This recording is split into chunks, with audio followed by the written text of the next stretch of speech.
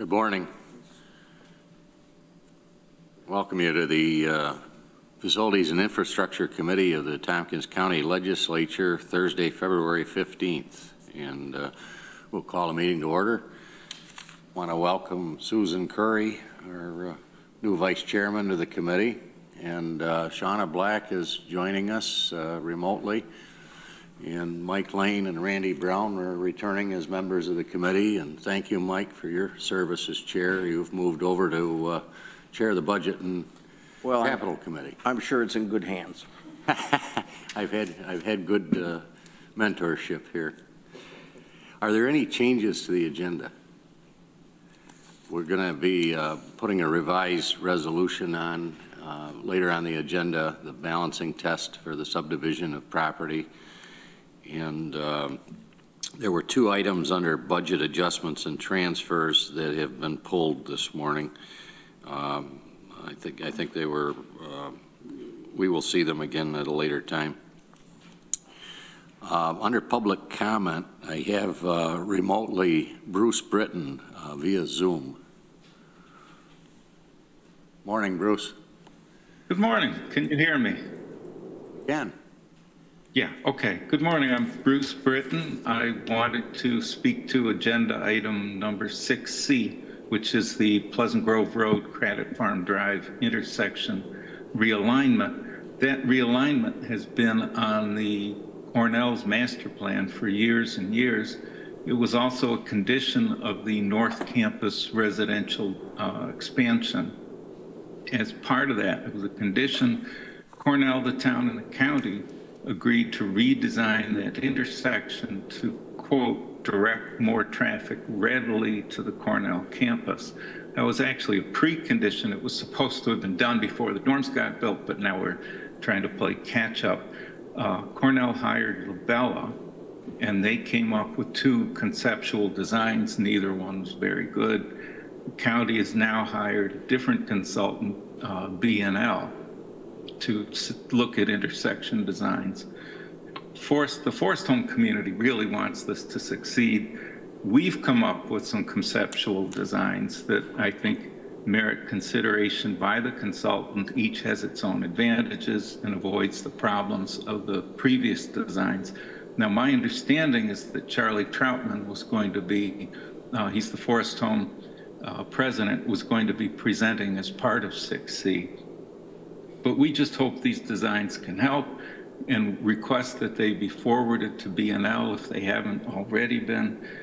Just Forest Home has a whole bunch of engineers here. We're happy to help any way that we can. Just let us know.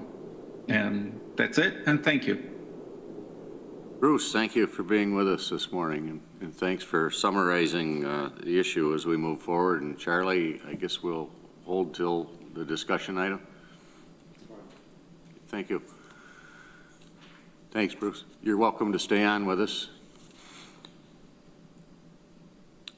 Chair's report,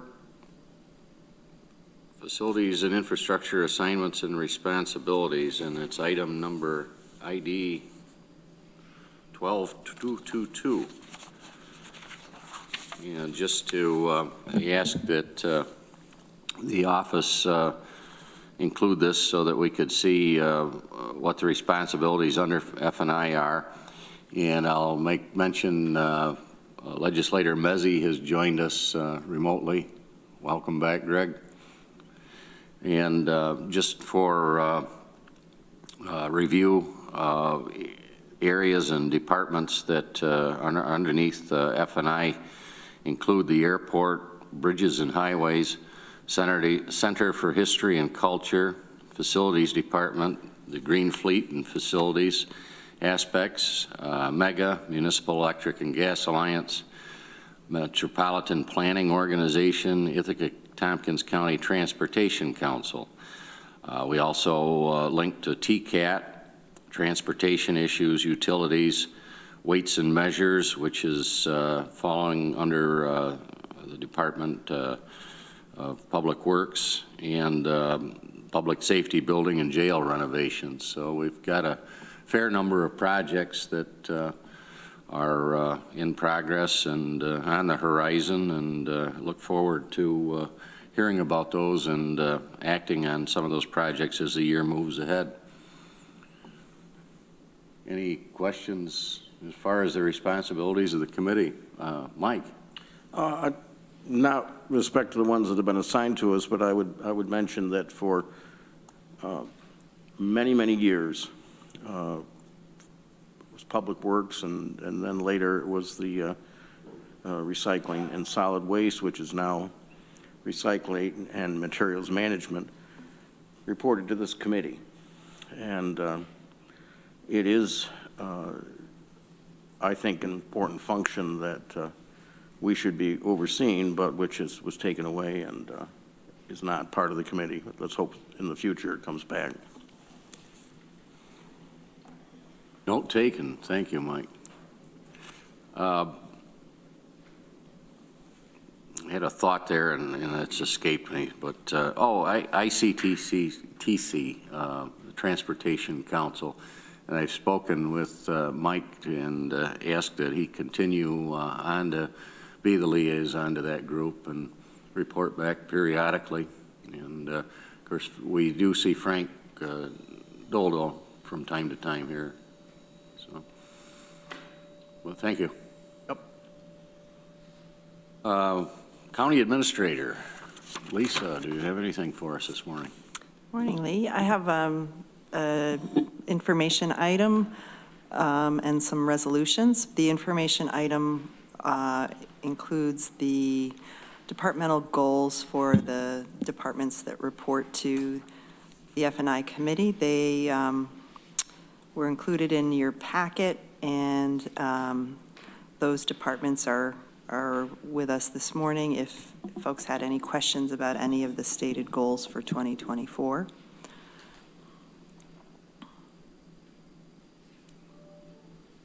Do we have any comments or questions regarding the goals that were submitted?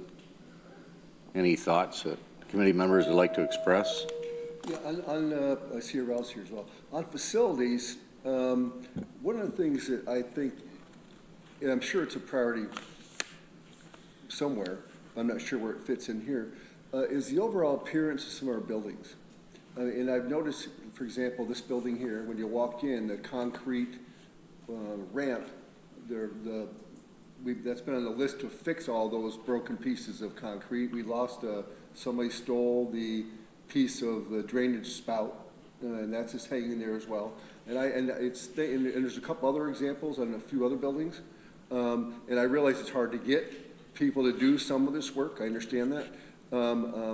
But I just think it sends a bad message when people walk into this building and they see things like that. And there's a few other things like tape over the door lock. I mean, there's just little things, and being a facilities person where the president of the bank would take me around and point out issues, of things, it's just ingrained in me. So I apologize, Ralph. So so I just think if maybe I don't know if they can add that in here or if that's something that is just happening anyway. So I'd like to know when it's going to be done. Thank you. I see Arel's on this morning, but I'm assuming you that note was taken, Arel, around the overall building maintenance. I don't know if you want to respond. Yes, I can. Actually, in the work plan for this year, item number 6 for facilities is the continuing with facilities restoration project for 2024. And actually, we have a contract that's going in for signature. We already have the contractor to do masonry restoration around the court complex, including the Daniel D. Tompkins building there, the main courthouse, the old jail, and so all of the masonry and repairs and such, including what you just mentioned, will be covered. So that facilities restoration covers all our buildings, so really making improvements, not only aesthetic improvements, but also replacement of systems within the building. So those you will be seeing happening this spring, at least the masonry repairs around the buildings that you've mentioned. Thanks, Arel. I know you're with us most months, and we'll look forward to hearing some updates as we go, but thank you. Okay, you're welcome.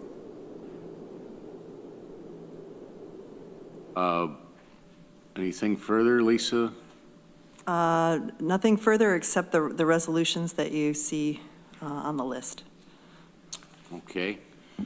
We have a resolution establishing a capital program for shelter, ID 12219. And would you want to brief us on that, Mike? Move it. Mike moves the resolution, seconded by Susan Currie. Sure. So this, thank you. This resolution was considered at Budget and Capital Committee last week, and noting that we have been investigating the feasibility of developing a shelter, and that likely will be needing to incur some costs associated with that. So this just sets up a capital program. It's not currently in our capital plan. This sets up a capital program and a designated place from which to draw the funds. At the Budget Committee meeting, I asked the question as to where that falls into the funding stream, and Norma advised that we would be more than likely shifting funds from the capital reserve program that were placed in the 2024 budget. That's correct. Further discussion? Shall we vote?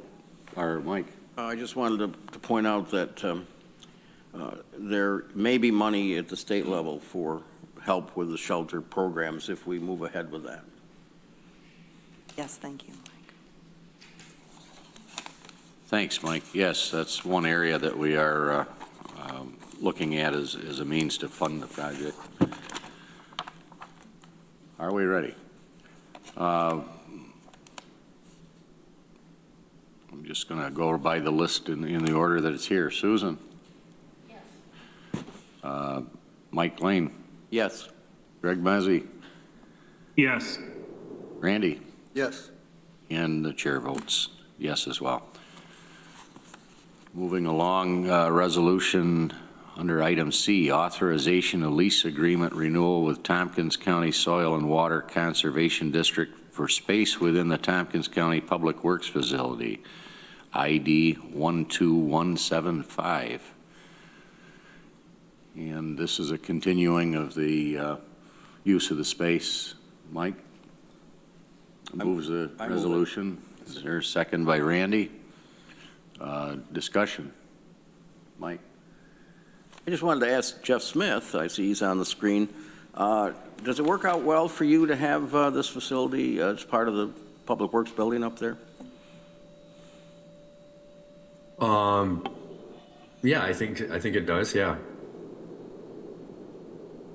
Okay. I just wanted to ask that because I know the two departments have been up there in with the agency, and so I just wanted to make sure that there are no issues with renewing the lease. It really makes sense, Mike, if you remember where they came from, and we had the space at the time. They do occupy a pretty large portion of the upstairs, but I think it works out well. And beyond that, there's a lot of synergy between the two apartments. We work very closely with a number of their employees. They help us with projects, we help them, so it makes sense that they're in the building. Thank you. Thanks, Jeff. I'll note there's 967 square feet of dedicated space, and this commences for a 5-year period. Any further questions? Randy? This is an overall question. At some later point, could we see, like it doesn't say how much they're paying, Soil and Water's really a separate entity, right? So they have their own books and all those kinds of, so how much money are they paying the county? Zero? So $0? That's correct. Okay. Yes. So because it would just be an exchange of money, so to speak? Yes. But also there are other facilities that we have, that we rent space. I'd just like to know what that is at some point, so. like where the DMV is, and what are we paying for those? What are the leases? When do they expire? You know, it's just knowledge, because I just don't know, so. Mike? To that point, Randy, I might mention that compared to a lot of the other counties, we don't give soil and water as much funding as they do, so the lease agreement helps. As you're doing the master plan for the new center of government building, has that been a part of the conversation, leased space in different areas for departments and trying to move them to a more centralized and place? Absolutely. And the downtown facilities plan that was completed, I'm losing track of months and years. It was either this past spring or the spring before, but I think it was this past spring. We did that financial analysis and took all of that into account in terms of the annual cost and the potential savings and over time. For example, at the last meeting, we talked about where we're storing our election machines and how much it costs per year. So it's just good to, I think, to see all together is part of the story, so. Okay. I think that exists in that document. I would have to go back and look in terms of level of specificity, but. There are a large number of buildings and different locations that the county's housed in throughout, as well as the leased properties and Yes. various areas. So might be good to see a summary of that sometime. Thanks. Are we ready to vote on the resolution? Susan? Yes. Mike? Yes. Greg? Yes. And Randy? Yes. And I vote yes. We also have a resolution balancing test analysis regarding the subdivision of property in the city of Ithaca on North Tioga Street. And there is a revised version that's been placed on the desks this morning. And you can see with the bold strikeout and underlined where there has been a change. Do you want to summarize this for us, Lisa? Sure. Would you prefer that it be moved and seconded before we, or? That's probably a good idea. Okay. Susan moves to place the revised agenda or item, revised resolution, second by Randy. Sure. And I'll mention for anyone tuning in on YouTube, the third whereas has been stricken, and in its place, there's a sentence instead, whereas city and county staff have made great effort to ensure that the proposed subdivision is in compliance with the various land use regulations that apply to this property, with a possible exception of a deficient front yard setback that is otherwise consistent with the front yard setback from any existing structures located in the courthouse district and in close proximity to this property.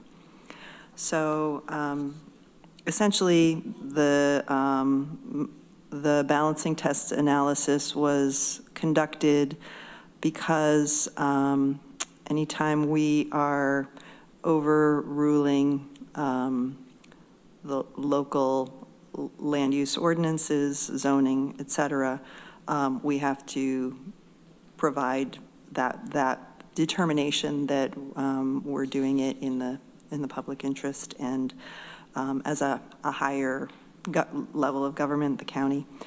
And so that was conducted here because we are subdividing the property for sale.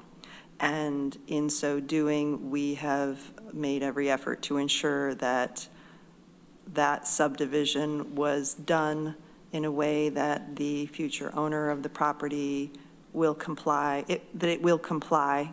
The property that we will be transferring will comply with all of the land use ordinances in place in the city. And we've worked to ensure that. The only thing that we can't do is move the property back to, for the front yard setback. So everything else we think we've checked the boxes and worked with the city to ensure this. And this just is the, make sure that we have the ducks in a row prior to the sale.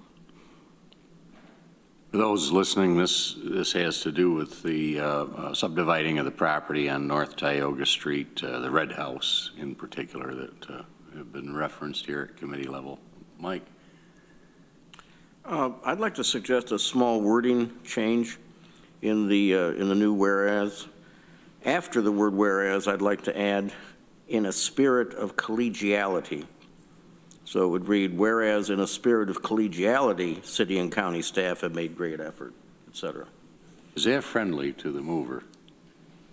Absolutely. Very friendly. Seconder? And the reason I want to do that is to just underscore what I've been saying in the past, that we want to work with the city, we are working with the city, but we are the county. What would be the resolution to the front yard setback? If it's accepted, I don't think we have to do anything. It just becomes a part of it. It appears that in that spirit of collegiality that this is the path to move forward. Very good. Randy? Yeah, I'd like to also thank administration and the county's planning department for working with the city planners in cooperation on this. And I think it's really important to do that, and we'll do the best we can, as Mike said.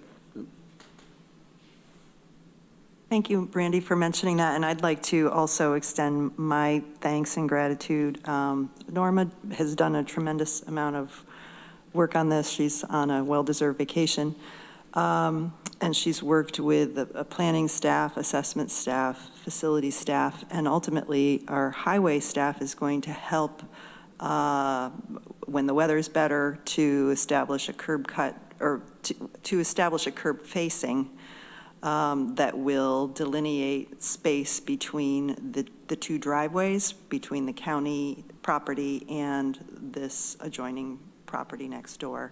And that should, be the final piece that will bring us up to speed here with the land use regulations. Lisa, is there a signed contract now? We do have a signed contract, yep, and we're moving ever so closer to the closing. Thank you. Anything further? You all know my reservations on the transferring of the property. However, as Mike has reminded me, the train left the station, and the will of the legislature is that we move forward. So with that, shall we vote? Susan? Yes. Mike? Yes? Greg? Yes. Randy? Yes. And I vote yes. Motion passes. Anything further from administration? That my last one? I think that does it. Thank you. Thank you, Lisa. We'll move on to the Highway Department. I see Jeff Smith remotely and Nick Ensign. Jeff, I'll let you take the lead. All right. Thanks. Hello, everyone. Starting off today's meeting, I have Nick Ensign, my deputy, here to talk about our 2024 road plan. Take it away, Nick. Thank you. Good morning, everybody. Nice to meet you. Maybe next time it will be in person, but today it didn't allow that. I have a little bit of history, some quick notes that I have this morning when we're talking about the chip seal maps and the paving maps. Last year, on our chip seal, we did 33 miles. And this year, we are planning to do 46. Hopefully, that's kind of what we're looking at. We don't have any bid numbers back yet. And, hopefully, prices don't go crazy. But that's what we're aiming for, to try to help preserve some more of our roads. We've had really good luck with it. And we look to keep extending that amount out. So at some point, maybe we could get to a 5-year plan. So every 5 years, they're chip seal. On the paving, in 2023, we did 20 miles. Currently on the map is 24.6 or something like that, 24-ish. With that one being said as well, those costs are obviously a lot higher than a chip seal. And we've got some pre-bid stuff together. Our material and services bid is downtown in contracts right now. We hope to have that out shortly. And then also a bunch of our smaller mini bid paving projects will go out in the next 2 to 3 weeks. So the other things that to take into consideration is we don't know what our state funding will be yet with our CHIPS allocations. March 5th and 6th is the advocacy day that Jeff and I will both be at, kind of pushing and promoting for some more state funding. And then the other side of that is the winter damage, the freeze and thaw. And this winter's been casual, but we have had the freeze and thaws. You know, we're seeing some potholes appearing in places they didn't, and, you know, some plow damage from things being thawed out, and it snows and then it rains and then it freezes. And a cold winter, all winter, would probably be better than we have now. But just some things to take into consideration. And like Jeff has kind of always said, once they're on the list, they stay on the list. We might be off on our years at times, but they definitely stay there until they're completed. Is there any questions? Thanks, Nick.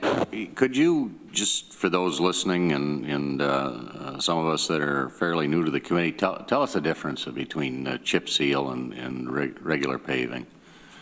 So a chip seal is almost, in a sense, sealing your driveway or painting your house.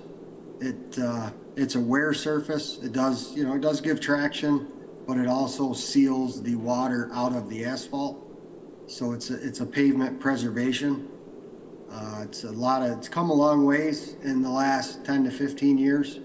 And I want to say our process of doing it is some of the latest and greatest with the oils that we use, the stone product that we use. And we've had some really good luck with that. But recent numbers would probably be $12,000 to $15,000, dollars a mile, compared to $150,000 a mile to pave a road, or even $200,000 depending on prices and actual paving process. So it's kind of the follow-up to the paving. What are you seeing on the materials prices? Are they staying at a high level, or are they getting a little relief? Currently, they're kind of holding. A year ago, when everything kind of went wild with inflation, prices went very high. That'd be like 22-ish. In 23, they kind of maintained. They didn't go crazy, but they were still at that high level. Currently, they're projecting, starting out at close to where we were last year. But a lot of it is on that oil. When the oil price fluctuates, the asphalts follow it very quickly. Aggregates, they're talking slight increases. We'll know a lot better on that when we get our bid back in another month on that one. Any questions for Nick on the draft plans here? Lee, I have one. Sorry. Great. Thanks. Go ahead. Yeah, quick question, Nick. In the past, we've heard some comment about the process where you use heat to essentially resurface, and maybe Jeff can help me out here if I'm not explaining this right, but where you heat it up and you kind of resurface. Is there plans to do that on any of the roads this year, or is that something more that the state does, that type of process? Go ahead, Jeff. Hot asphalt recycling is the terminology for the process. Okay. Nick can talk about it, though. Yes. Currently, we have Fall Creek Road. On your map, you'll see from village of Freeville line into McLean. It's like 3 miles, I believe, 3.3 miles to be exact, I think, really close to that. That one is scheduled to be done early to mid-spring. And that process is hot in place, as Jeff called it. They add an asphalt to it, heat it up. It penetrates about 2 inches in and kind of rejuvenates the asphalt they add to it, rejuvenates the blacktop, brings everything back to a smooth profile. And then we will go over that with a 1-inch polymer asphalt top overlay to kind of finish and cap it off as the wear surface. Okay. And just a procedural question. When we do that type of work, do we notify those in the area that work is being completed on their road, or is it just a project that starts and we have sort of the construction sign saying work starting these dates, or how do we notify people in that area that that's going to take place? Last year we started utilizing the siren notification system a little bit more, and plan to.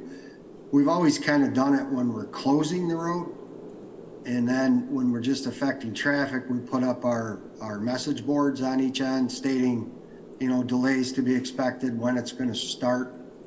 But we're using the siren a lot more in the last year to notify people. Okay. Yeah, no, that's great. I only raised the question because I know we heard last year from some folks that had that done on their road.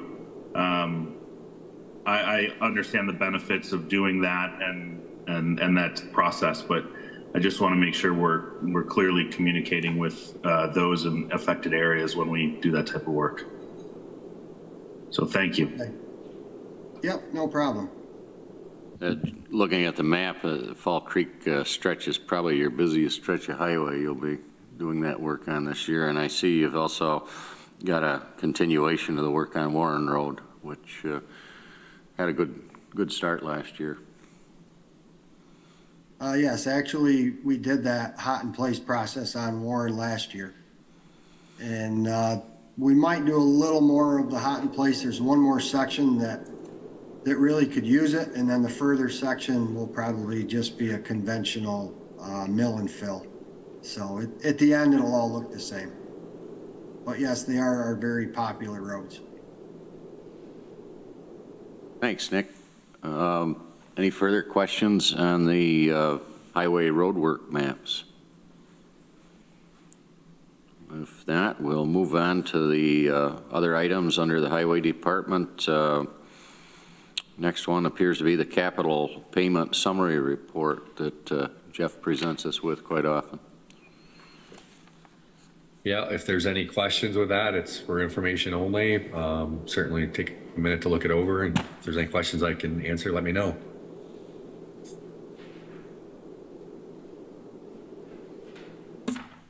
Primarily the Podunk Road bridge replacement and Fall Creek Road bridge rehabilitation.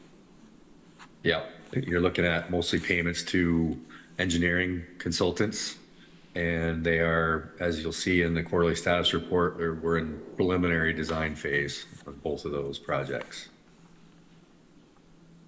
Any questions for Jeff on that? Mike? We just heard on the highway map that we're going to do some work on Midline. I know we've got that Midline culvert. Is that the same stretch? Is it going to be coordinated so way we don't have to dig it up again? Yeah, we would either skip over it. I believe the section of Midline that we're planning on paving is not the same section where that culvert is planned to go in. There is a culvert in that stretch, a different one that we're trying to work through some permit process to get done as quickly as we can to be able to have that rectified this year, but it does not include the Bridge New York culvert section. Okay, so if that's not that section we're paving, then we don't have to worry about digging it up again, huh? Yeah, we wouldn't want to do it twice. And the Bridge New York level of reconstruction that they would do, the Bridge New York culvert or bridge projects would do like a full reconstruction over the section of the project limits. So even if we had paved over through there, it would be reconstructed in a way that would match quite nicely. Don't doubt that for a minute, but I'll tell you, residents don't like to see it done twice. Yeah. We hear about it. The best laid plans sometimes just you can't quite match everything, but we try to coordinate effectively. Does get their attention, doesn't it, Mike? It does. Randy? Yes, I wanted to talk about Station Road a little bit, so you're going to be paving that. I have to drive through there, and I saw the 2 culverts that were put in there, and they look great. But I was curious, are those the units you're putting in there, are they already pre-made? I saw them with concrete. I don't know if you're making them on site or if you're buying that stuff pre-made and then putting in the concrete abutments.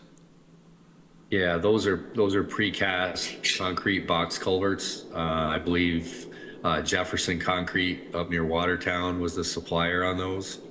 The wing walls were kind of procured by a locked together block that was kind of placed in there. Looks kind of nice. There's a nice cap that goes well with it.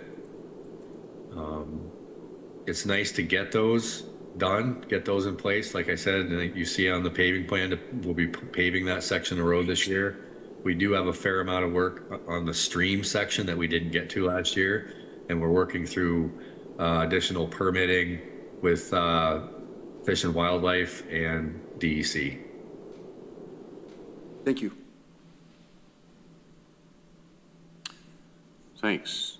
Jeff, any further questions on the capital payment or road works plans for the year? Mike? I had one, and that's on your, in your district, on the Cortlandt Street Bridge in Groton. Do we think that's going to get underway this year, or are we a year away, or where are we with that? Our plan is to get it started and constructed this season in 24. That was originally the plan. We're pretty close to beginning the right-of-way portion, which all things considered should go relatively quickly. We are not in a federal aid process per se, so it can go quicker than when we're using that process. And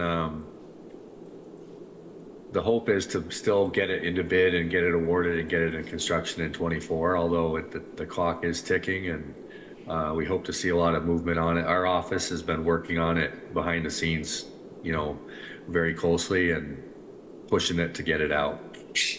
And that will be a free span bridge, not culverts, right? Correct. That's another one kind of along the lines of what Randy was referring to, or Greg was referring to, with the notification to the public that we'll want to lay a little groundwork there, no pun intended, with a number of businesses in the area. Yeah, for sure. The lumberyard there is definitely a player. We do have a public information meeting scheduled, but we want to meet with the residents individually before we do that. If there's anything I can do to help you on that aspect, Jeff, let me know. We're, for sure. Groton's in the process of the community reorganizing a business association, and that might be a nice topic for them at some point. I'll let you know how that rolls out. It may be a good venue to. That'd be great. Let me know. Okay. If there's nothing else on those first couple of items, why don't we move on to the report and discussion of Pleasant Grove Road, Craddock Farm Road intersection update. Mr. Britton spoke to that under public comment, and do you want to lead into this, Jeff? And then we've got. I had thought. We've got a representative, the new leader of the Forest Home Improvement Association, Charlie Trotman, is here, and but let me have you start that and bring us up to speed. Yeah, well, the idea of me starting the conversation was to let everyone know that we had selected a consultant. Mr. Britton already let everyone know that earlier in the comment period. We've working with the town of Ithaca. We went through a selection process, and we did select Barton LaJudas to provide these services under the RFP. We are really close to working through the contract process to get that started. A lot of our discussion was laid out regarding the schedule. The schedule, I believe, looks like it wraps up around middle of April. Just to let everybody know, it's we should be hearing something, within a couple of months. Thanks, Jeff. Did you have any issue in particular? You're welcome to join us here. Sit down. Have a seat. Sit down at the microphone. Take Travis's chair? Sure. Okay. I'm honored. How is that coming out? Good. You getting that? Okay. So first of all, I just want to briefly thank you all for slipping us into what is a very busy agenda here this morning. And I thought hopefully this is the first of several conversations here. So I just wanted to do a brief self-introduction, introduce you to the problem that we're talking about, and then just a couple of comments on the study that Jeff mentioned is about to start. So first of all, just in the way of self-introduction, I am the incoming president of the Forest Home Improvement Association as of January. I've lived in Tompkins County for 46 years now, and I wrote my dissertation years ago at Cornell on civil engineering infrastructure. So I then went on to get my professional engineer license, my professional geologist license, and I actually did some consulting work for the county on roads and bridges years ago. I then was tasked with the project of turning the old sewage treatment plant down on Route 13 into the Science Center. And that was to be a couple of years, but it turned into 26. And during that time, I served, I guess, a dozen years on the Strategic Tourism Planning Board, and vice chair of that for a bit. And then I was over 20 years, I think, on the Ithaca Area Economic Development Board, and chaired that for about 4 years also.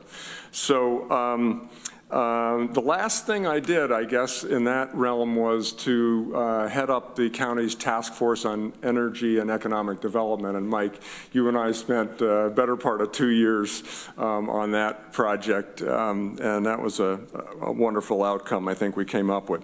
So I say that all in the way of introduction. I'm really a dyed-in-the-wool Tompkins County fan. I've lived here all those years, and I love the idea of using infrastructure to improve the quality of life and make this the best possible place it can be for people that live here, for people that work here, and people that come in as visitors, as tourists. So let me shift over to the challenge that we're working on here with this intersection. So I'd like to just pass out a sheet here, if I may, to those of you that are here. You want a couple of those around? Sure, right here.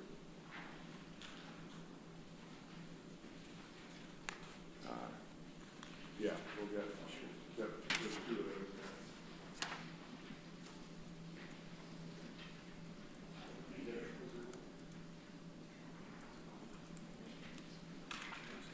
Do I have one? I got one here. And for those of you who are online, I'm sorry, this is a map here that shows the intersection that we're talking about. And the issue here is, if you look at this plan, that there's a lot of traffic coming from Community Corners. Thanks, Mike. Coming from Community Corners down Pleasant Grove Road, and some of that traffic is going through Forest Home to get to Cornell's lot up by the vet school, and some of it is going to the main campus and the parking garage on Forest Home Drive. And all of it goes through Forest Home, even if it's not destined for Forest Home. And as I said, I've lived there for 46 years, and I'm an infrastructure guy, and I've watched this traffic gradually increase over time as Cornell has continued to expand. And it's really gotten to the breaking point here. And part of the problem is that when people go through that intersection that I've circled in red there, some of them really want to go to the main campus or to a parking garage there that's over to the west.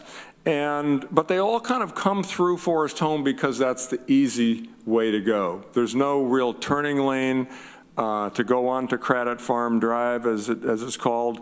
So people just automatically come at high speed through the community. And that's what this study that Barton and Lagutis has been contracted by the county to look at. They're going to look at that intersection and see whether there's some things that can be done to make that, to balance the traffic flows a little bit better. So not everything comes through the community of Forest Home.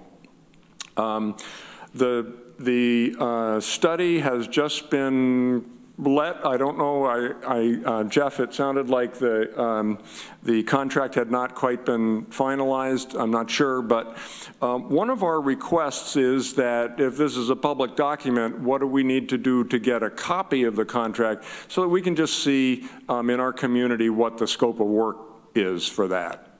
We'd be interested to see that. And the second thing that we'd like to do is to, we'd just like to get a conversation going with this committee. There are three parties involved. There's Cornell, there's the county, and there's the town.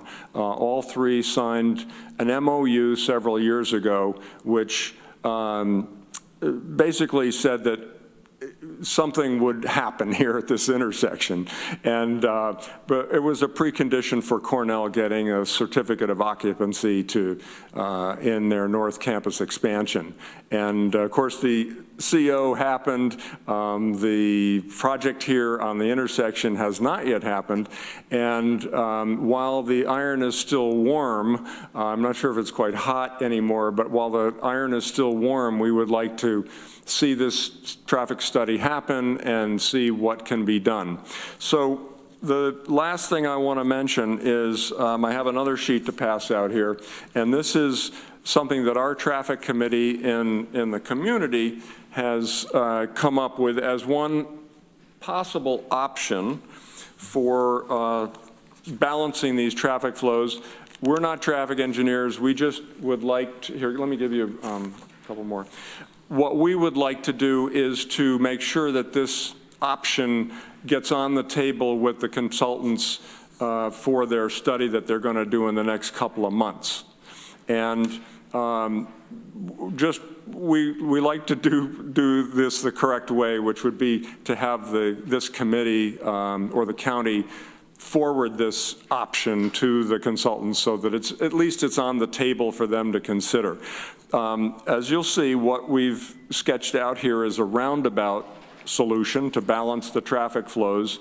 It's exactly the same diameter as the roundabout over on Albany Street and where Spencer Road and the Elmira Road come together. It's the same exact size.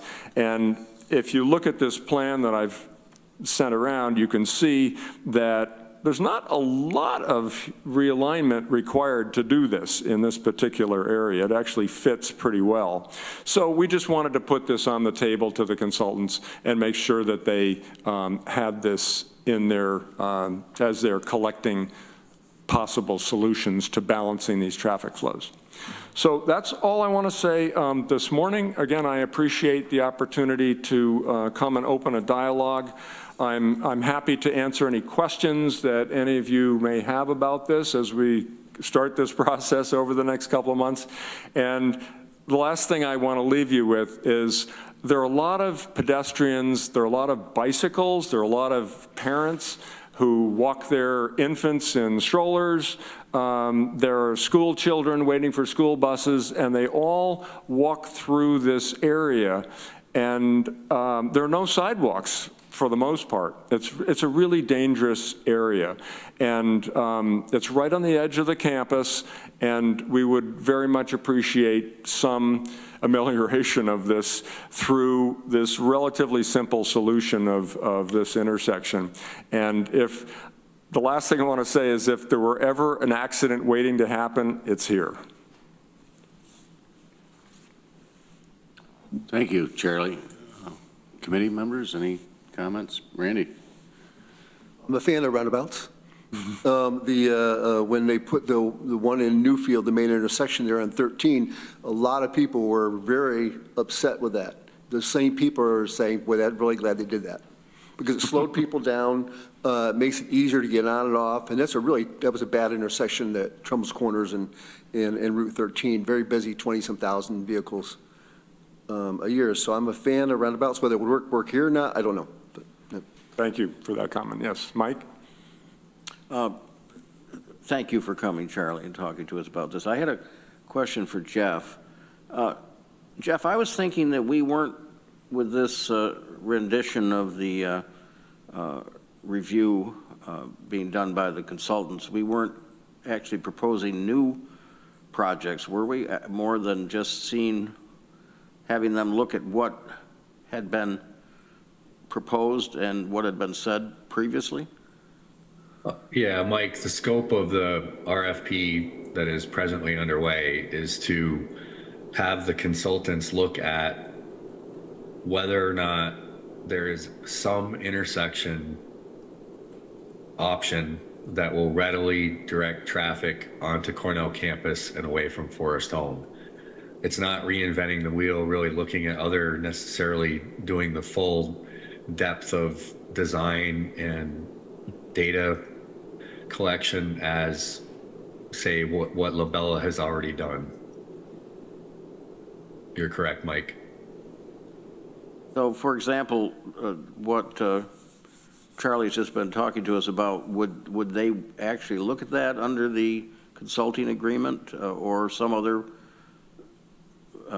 proposal that came forward, or don't we know yet?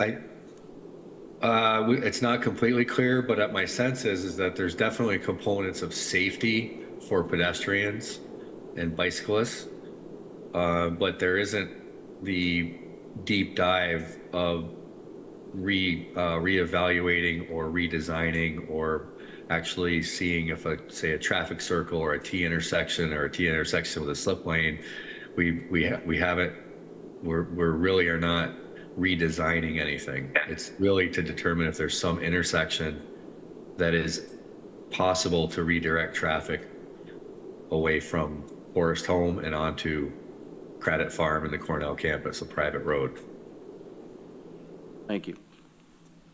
So just to follow up on that, if I may, real quickly, Jeff, I don't think it was our understanding that B&L was going to do a design study as such, but we did feel that if they're only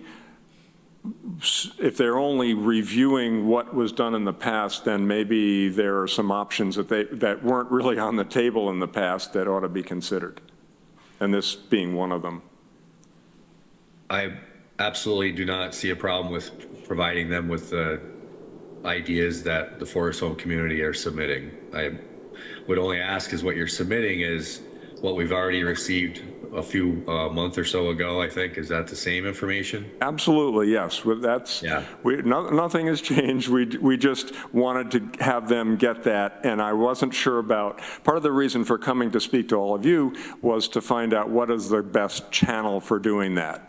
And I would prefer that it come from this committee, say, or Jeff or whatever, rather than from us as a community group. I just think that's better protocol, but whatever you tell us is what we should do.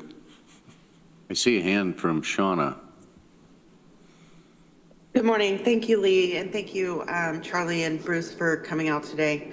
I think it's important for the committee to realize, too, that the RFP was based around the actual conversation and the MOU that came forth between the negotiations of the town of Ithaca, the county, and Cornell. And so we want to make sure that the two really coincide with each other and that we're fulfilling that MOU.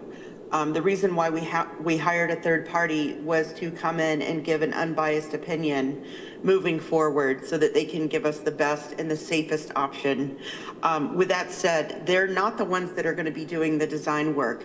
If there's a recommendation moving forward, part of the contract in the MOU states that Cornell is going to be paying for the architecture, the engineering. That's not going to be a county or a town of Ithaca fee that our taxpayers are going to pay for.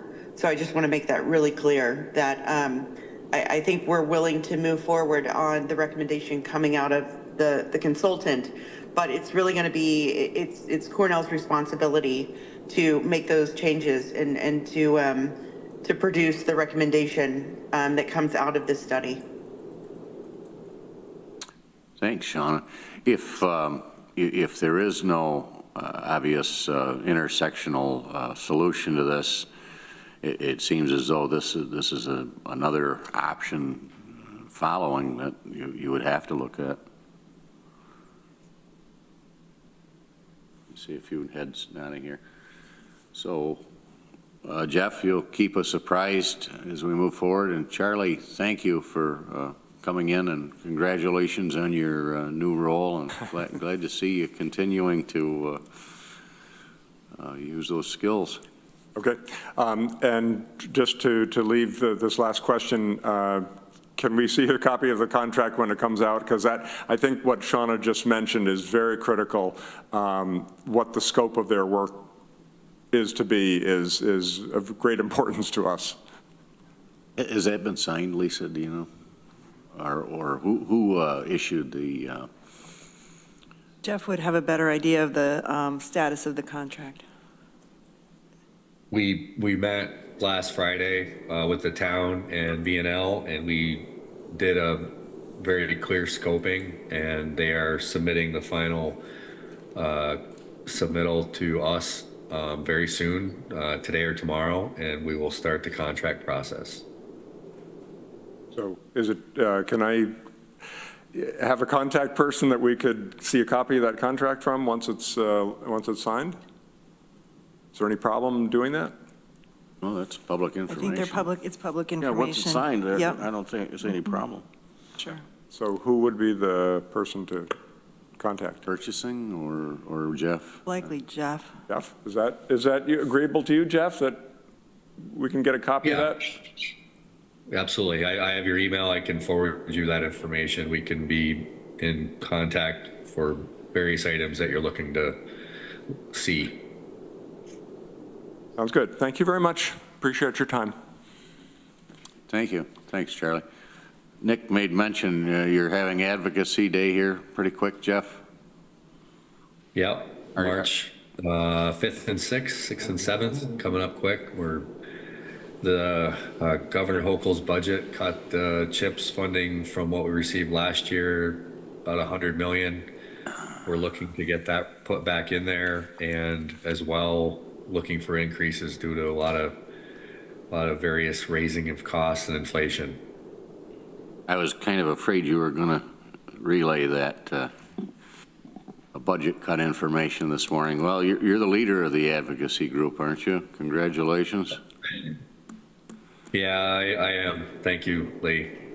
I'll be doing some talking this year. Well, good luck with that. Thanks. Any further items for Jeff while we have him? If not, let's move ahead to item here from Whole Health Department, authorization for a mural on the Human Services Annex, and it's ID number 12185.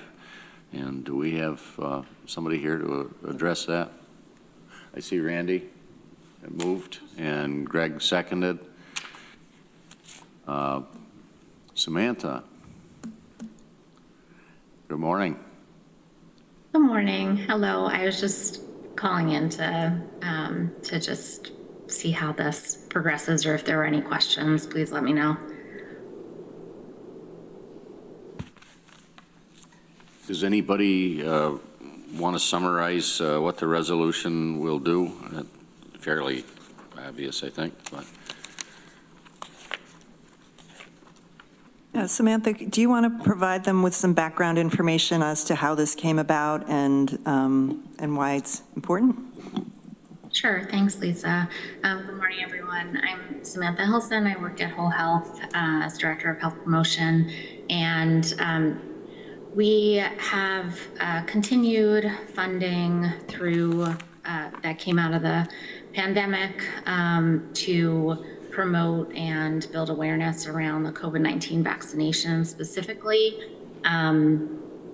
but also, you know, other public health messages related to the pandemic and you know, ongoing fallout from that. So one of the ideas, after some conversation that we've had internally, and then we broadened that to include our colleagues at Office for the Aging, was to propose a mural that public art is seen as another tool for public health messaging and can be a very effective tool. We also have a very robust, you know, public art and mural program here in our county, especially the city. So that's really where it came from. We specifically are interested in the mural visualizing, you know, the overall, like, overarching resilience of our community, possibly to honor the 100+ residents who passed away during the pandemic, and again, highlight and focus on continued steps we can be taking to reduce the risks of COVID-19. So that's the summary, but again, if you have any questions, let us know. Thank you, Samantha. The amount related to this project is $9,999 for professional service fees, and comes from federal aid. And will we see the design before they move forward? Yes, we can make that happen. I don't know the full process, so others on the call might want to elaborate, but I believe we want to get approval so that we can solicit sketches from artists and start the process. And then, yeah, those you know, the initial drawing that we choose based on the small committee that we have working on this, then we could bring that back to you. I think you just hit the key there. This starts the process to solicit those that may design for us. Mike? Remember a number of years ago when folks came to us about murals on the old library and also on Building C, and the one was put on the I don't know, that rotunda area of the old library before it was torn down, and it was never painted on the east side of the Building C. But what we wanted to make sure folks understood that, you know, these weren't permanent installations, that they could be removed if the building was taken down, or if they got faded, for example. It may be time to do away with them. So I'm hoping that whatever contracts there are, think about those issues. There's also issues with artists about they have certain rights under law that we have to be careful about. So I would just want to make sure that our contracts are very careful to protect county rights as well. Lisa? And Mike, thank you for bringing that up. And this those items came to our attention most recently when planning for the mural that the CJC was planning with community groups, and those types of things were incorporated in the contract, so we can share, and I think maybe we have shared some of that information with Samantha and her team to take into consideration with this project. That's great. Thanks for raising that, Mike. Any further questions? This would be on the Albany side, Albany Street side of the building, which is a large blank span at this point. Any further questions? If not, are we ready to vote? Susan? Yes. Randy? Yes. Greg?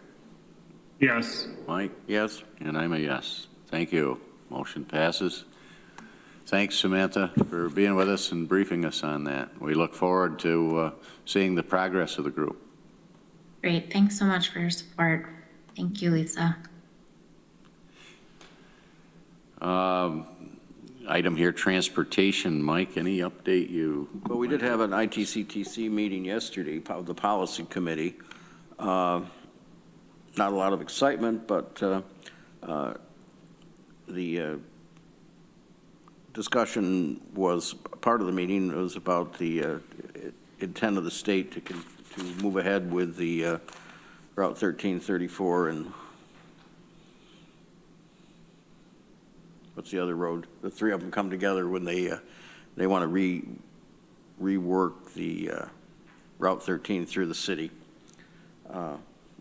And also how that is going to mesh with the city's trying to redesign 13 down in that area to make it more of a boulevard appearance rather than just a highway through there.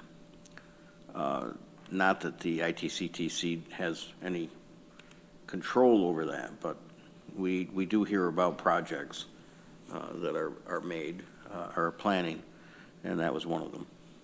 What's the timeline on that? Is This it year, I think, they're going to actually do something? I can't tell you exactly when it would start, but I think it starts at the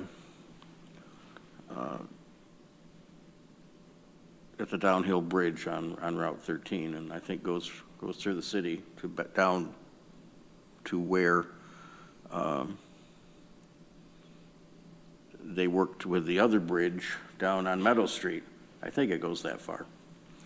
And there are these issues, you know, that have been talked about with the city about the possibility of closing off a couple of or making a couple of the streets one way that intersect with 13. I can't tell you the status of that, but it's part of this project to understand those. Is it, is the city, would you consider the lead on that, or is it state DOT? State DOT, state DOT money, but the city has the grant on the boulevard approach, and I'm sure they're working together with it. Tim Logue was there, and they're trying to coordinate. Thanks, and I'm assuming that the group will continue to have updates as time goes on. Remember, the ITCTC, there are two groups. There's the planning group and there's the policy group. The policy group is usually elected officials from the area that is covered. We call it the urbanized area. And the planning group is usually more the highway superintendents, the departmental heads and other people like that talk about the actual projects. And then sometimes we have joint meetings between the two committees. So we don't get a huge amount of money through there, but we have to have plans, and that's coordinated by Fernando D'Aragon as the director for the different projects that we put on the Transportation Improvement Plan called the TIP. So those meetings are always open to the public, and they're interesting.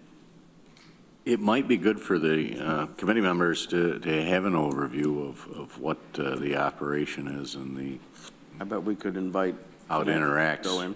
You know, what our, what respective roles are and how we coordinate together. Thanks, Mike. We'll keep that one in mind. Any questions? If not, we're up to minutes approval from January 18. Everybody have a chance to review those? Moved by Mike, second by Susan. Any discussion on the minutes or corrections, additions? If not, Susan? Yes. Andy? Yes. Greg? Yes. Mike? Yes. And myself, yes. Thank you. Susan, did I see you raising a hand? No. Oh, okay. But I will just follow up and say I'd be really interested in the information that you asked for from the ICTC. Yeah, and having Fernando come and talk to this group. That's a great idea. Okay, we'll follow up on that. Thank you. Well, I'm glad there's other interest in that. Is there any other business items anybody wants to bring forward at the meeting this morning? Randy? I'd like maybe in the, not this meeting, and Rel doesn't have to respond now, what our plans is with the remaining land on the 400 block of North Tioga and that lot there, and maybe we can add that to the list, what the long-term plan is, or at least the short-term, long-term plan is. So. Good question. Thanks, Randy. Does that factor into the master plan in some manner? Lisa? It does. And it factors in as to the intended use and the potential number of parking spaces in the overall downtown campus and the designation of how many would be allotted to public use versus employee staff use. And I see in the Ithaca Journal a week, 10 days ago, action on Sears Street that the city's moving forward with the sizing of the lots for the affordable housing. I don't know what the result of that was, but apparently they are moving forward with that aspect. Right, yes, because our closing with INHS on that parcel is pending the city's subdivision process. Subdivision, that was what the legal advertisements contain. Yes, thanks. So this might be something, Randy, you've raised that we'll see not only here, but under the special committee as well. Yeah, I think originally Mike, correct me if I'm wrong, but I think we decided that property was going to stay in this committee. I know it's. That was my understanding. The 400 block stays in this committee and the 300 block is in your downtown committee. Right. And that may, but there's going to be some overlap because obviously we've got other buildings here. We've got this building, we've got the old jail, and there's going to be plans for renovations for those as well. So I'm not sure if it belongs where it belongs, but. Sounds like a roundabout between the 300 and 400 block committees here. Yeah. We just figure out where the off ramps are. Just keep going. Hey, Thinking about committee goals, and I know we're going to have a discussion about that in the future, but I would certainly like to be able to keep the public safety building in the forefront of our discussions because we don't want to lose track of that one, even though the legislature chose to set that back 2 years. But I don't think we should just forget about it for 2 years. I think this committee needs to keep talking about it.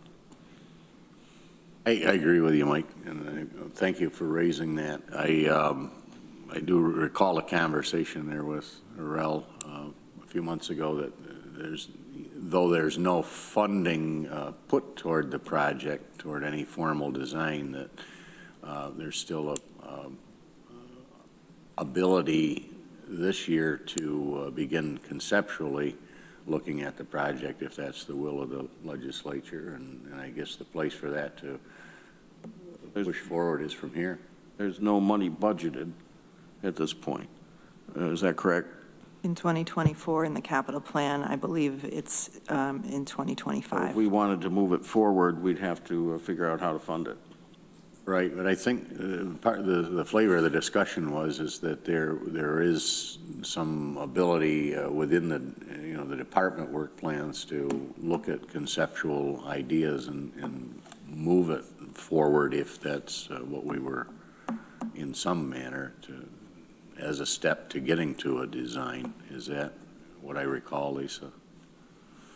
The work of this committee in conjunction with public safety in 2023 was pretty much pointed to the next step being schematic design.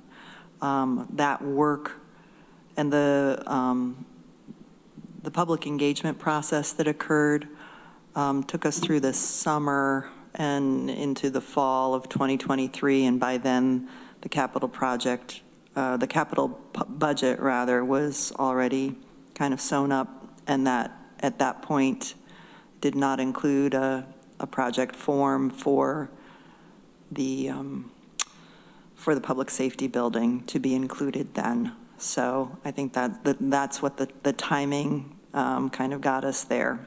So we would be factoring it in likely in 2025's capital program. So logically, a PAR form, project form would begin to develop this year with some level of detail that Yes. would take us to budget allocation.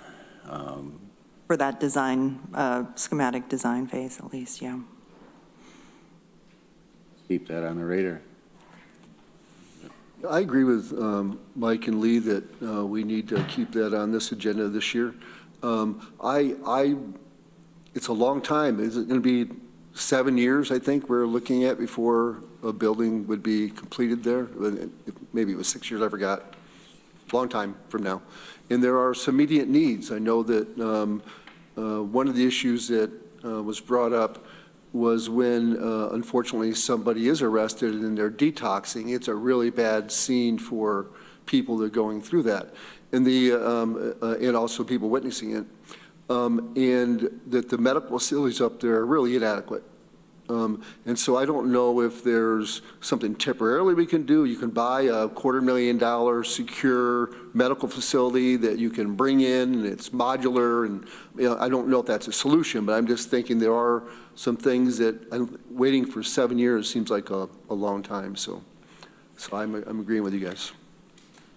I know I didn't have a item on here for committee goals in addition to those of the departments, but it does sound like, we're in agreement with where the departments are going. But I have heard, 3 things this morning that the committee's particularly interested in. One being movement on the public safety building. The second being the strategic plan that is being worked on for the downtown facilities. And then I just lost sight of the third one. That Possibility of some of the city efforts on the other block. What's the name of the block? Block 14? Block 14. I couldn't think of the number. and the shelter, that was the one that just escaped me. Clearly, that's becoming something that the committee's going to need to pay some attention to. That could very well be here at some point. Would you see that as a shelter project, Health and Human Services, public safety, all of the above, collaboration? I think both Health and Human Services, looking at very similar to how we did it with the public safety building. The services provided will in some ways drive elements of the design. as well as F&I in terms of the structural aspects of what's being built. So we will be spending some time developing a project scope and potentially an amendment to the capital program. Yes, and I see Greg on the screen. I misspoke thinking that the homeless topic is under Health and Human Services. That's where DSS mostly reports to, but the homelessness topic is actually under HED, Housing and Economic Development. So HED. Well, Greg, you're a logical liaison there for us. Yeah, it's a tricky intersection between, as Lisa described, HHS, but as it's been clarified to me previously that homelessness, including the continuum of care, falls under HED. But again, happy to collaborate with any and all interested committees as needed. So hopefully we keep that process moving forward. I did want to mention one thing as we were talking about goals or maybe things to look at this year from my perspective, and this was something that came up in a meeting that Randy and I were in, and around parking. As we continue to have a robust parking discussion and we look at our downtown facilities, what if anything, as we look to a center of government and the consultants and designers that we'll employ there, but how can we look holistically at county needs for parking downtown and sort of in a comprehensive look and solving some of those challenges. So I know I mentioned that to Lisa previously, and she's definitely aware, and parking remains a priority item for staff and public. But I just think it's important too to keep on our radar, and if there are opportunities for us to have a more comprehensive look at any point around how we, and maybe I'll rephrase it from parking, but sort of a transportation demand management plan as it relates to county employees and the public interacting with county offices and facilities, because it's not maybe just about parking. It could be also about alternative forms of transportation, but it does seem that parking will likely rise to the top issue in that conversation.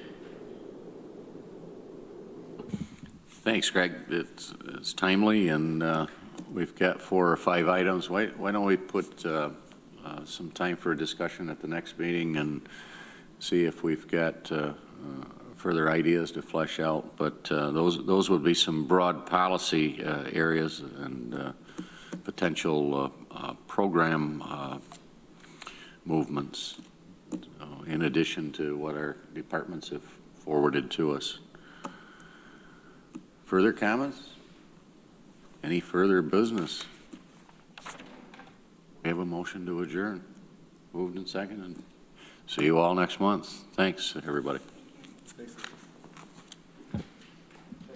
Good job.